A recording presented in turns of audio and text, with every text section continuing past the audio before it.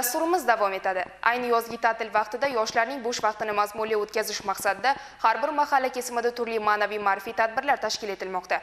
Xususan, Dolzarb 90 kun loyihasi doirasida Karmana tumani Shibzon mahallasida ham ana shunday tadbir tashkil etildi.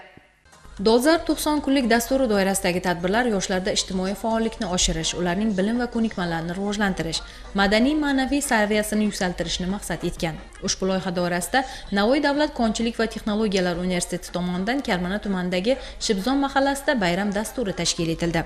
21-maktabda bo'lib o'tgan tantanada mahalla yoshlari o'rtasida turli sport musobaqalari va madaniy-ma'rifiy tadbirlar, harbiy vatanparvarlik hamda universitet faoliyatiga bag'ishlangan ko'rgazmalar ham tashkil etildi.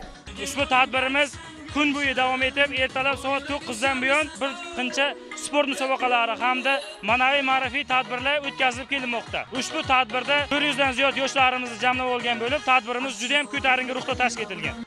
Bayram tadbirida universitet rahbariyati tomonidan yoshlarga yaratib berilayotgan imkoniyatlardan samarali foydalanish, bo'sh vaqtda ilm o'rganish, jismoniy faollikni oshirishga doir tavsiyalar berildi. Shuningdek, mahallaning bir guruh iqtidorli yoshlari, sportchilar, muddatidan avval talabalikka erishgan bitiruvchilar universitet tomonidan rag'batlantirildi.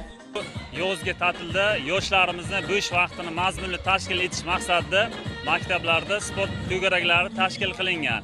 Fan va ta'lim bo'yicha zukko kitobxon, undan tashqari IT sohalarida to'garaklar tashkil qilingan. Yangi O'zbekiston yoshlar birlashar shior ostida mana bayram tadbiri tashkil qilindi.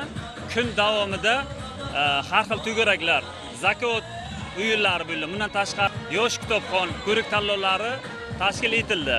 Yoshlar kuni oldidan tashkil etilgan mazkur tadbir madaniyat xodimlari tomonidan tayyorlangan musiqiy chiqishlarga ulanib, barchaga ko'tarinki kayfiyat bag'ishladi.